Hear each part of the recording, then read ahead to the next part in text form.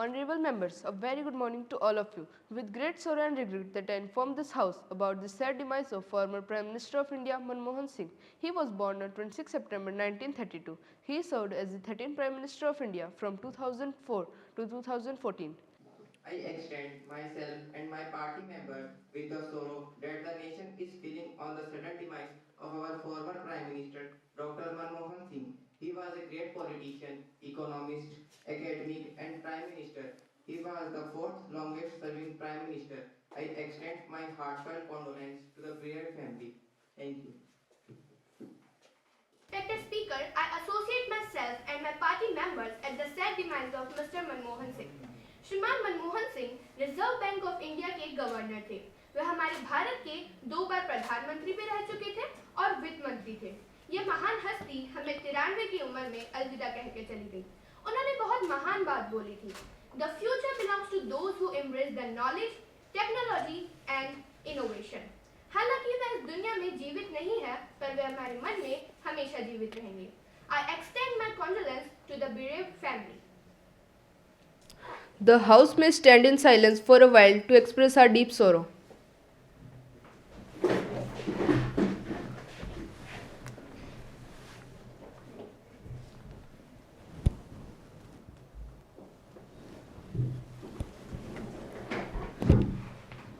Secretary General may please convey the message of condolence to the bereaved family. Yes, sir. I welcome you all to this Parliament session and I hope this session will be fruitful. We begin today's session with oath or affirmation of our newly elected members. Secretary General, please.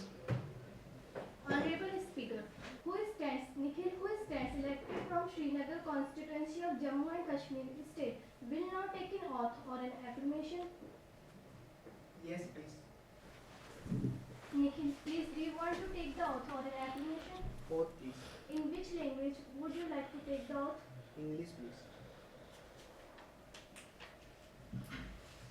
I, Nikhil, having been elected as a member of lower house of the Parliament, do hereby swear in the name of God that I will bear truth to faith and allegiance to the Constitution of India as by law established, and that I will uphold the sovereignty and integrity of my country, and that I will faithfully discharge the duties upon which I am about to enter. Thank you.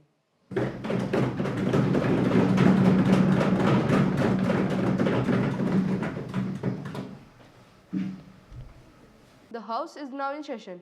We begin with question hour. Members may now pose their questions to the respective ministers. Yes, please. Thank you, Sir Speaker, for giving me this opportunity. Honorable Home Minister, I want to ask you a question.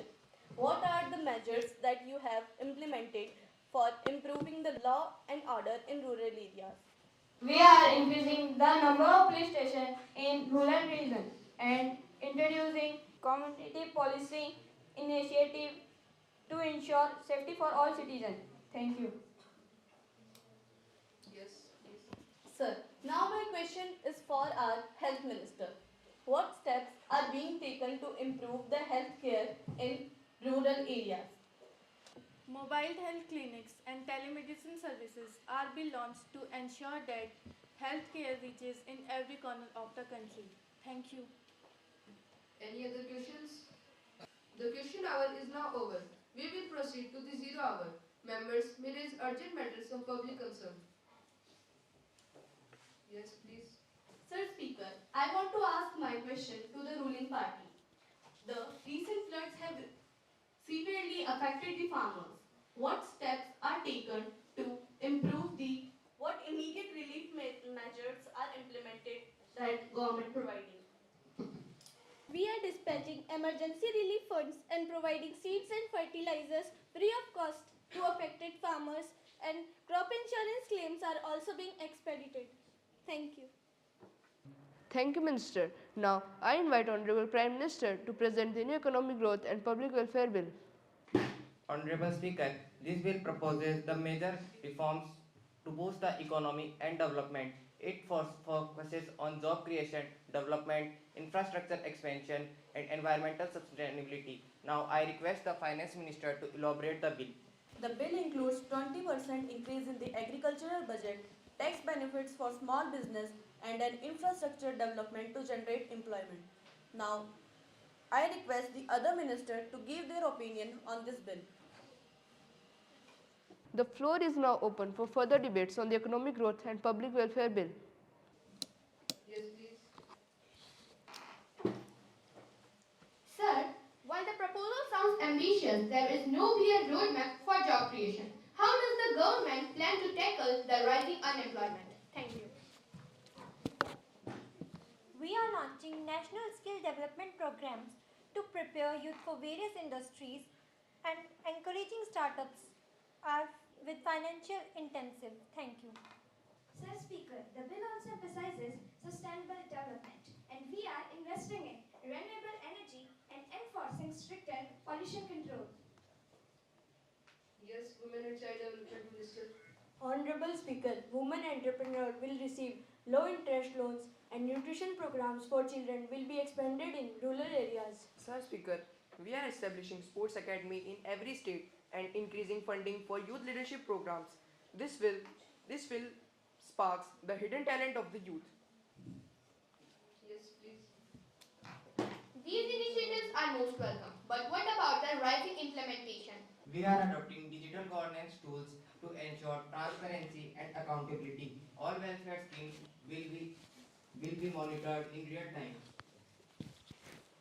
I invite honorable members to share their views. Sir Speaker, while the government claims that this bill will create jobs and stimulate economy, it lacks the concrete measures in inflation. Common people are struggling with the rising price of fuel and food. So, what steps are being taken to control this inflation? And I want my answer. Thank you for giving me this opportunity. Sir Speaker, we understand the concern regarding inflation.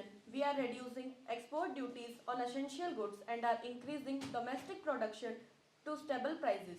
Additionally, subsidies for fuel and staple goods are being considered to reduce the burden on the common people.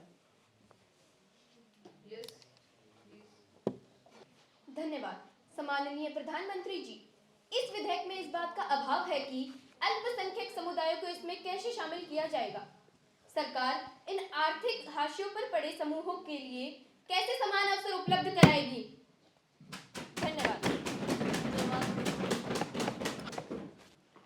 In response, the government is launching dedicated entrepreneurship schemes for minority communities. Additionally, we are expanding skill development centers, minorities concentrated areas to bridge economic disparities. Honorable Agriculture Minister, small scale farmers still struggle with loan burdens and market access. How does this bill address their issues directly?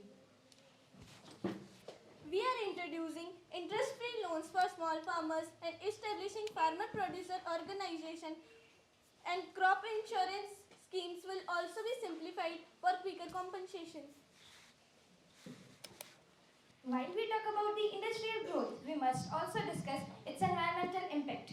We also bill includes strict environmental assessments for all the industrial projects. We are also incentivizing industries that adopt green technology. Honorable Environment Minister, I want to ask, large-scale deforestation continues for infrastructure project. How will the government balance growth with ecological preservation? For every tree cut, 3 will be planted. Under the compensatory afforestation program, more renewable energy project will receive priority or fossil fuel-based industries. Sir Speaker, infrastructure is the backbone of economic growth. This bill allocates significant funds for the construction of highways, rural roads, and smart cities, ensuring faster connectivity and job creation.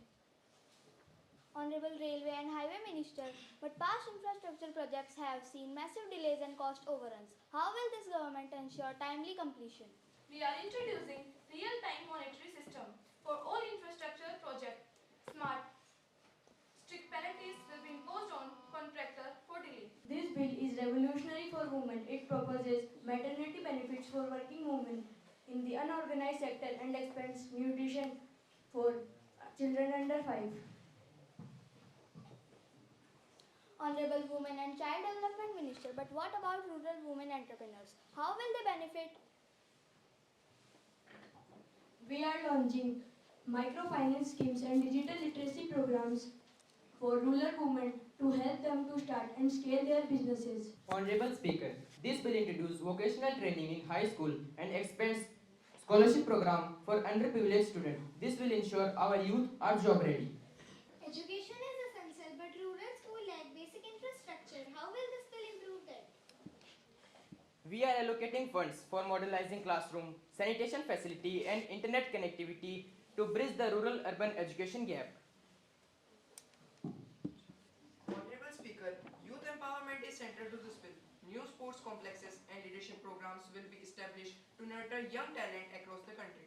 What provisions are there for differently abled athletes? जवाब दीजिए. Honorable Ma'am, there are special funding and training facilities are being dedicated to para-athletes to ensure equal opportunity in sports. This way, we will provide them a fair chance to upbring his talent and achieve their success. Sir Speaker, while the government has made several promises, it must ensure accountability. But past promises हमेशा action में नहीं बदली. So, how will the government ensure transparency this time? We are implementing digital monitoring system where citizens can track the progress of government. Independent audit committees will review the allocation and use of funds. Thank you for the vibrant discussion. If no further points are to be raised, we shall proceed to the voting. All those are in favor of passing the new Economic Growth and Public Welfare Bill say yes. Those against say no. The yes have it, yes have it, yes have it. The bill is passed.